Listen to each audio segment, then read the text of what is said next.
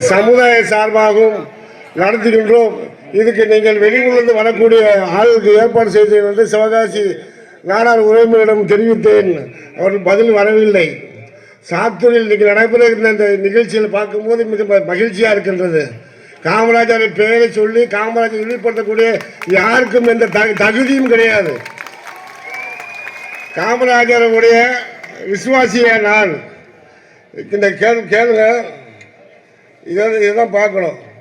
13/11/2024 சிவகாசி கட்டக்கூடிய புதிய பாலத்துக்கு, ரயில்வே பாலத்துக்கு காமராஜர் பெயரை சூட்ட வேண்டும் சொல்லி முதல் கோரிக்கை கொடுத்தவர்கள் நாங்கள் தான். இந்த படித்து பாருங்கள். இந்த பாருங்கள், இதை பாருங்கள். காமராஜர் பெயரை சூட்ட வேண்டும் என்று சிஎம் தபால் போட்டோம்னா அதுக்கு பதிலாக தான் இன்னொரு பேரை வைத்தார்கள்.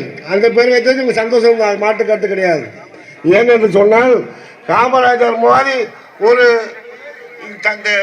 இந்தியாவில் ஒரு பிறந்த ஒரு ஆளை பார்க்க முடியாது.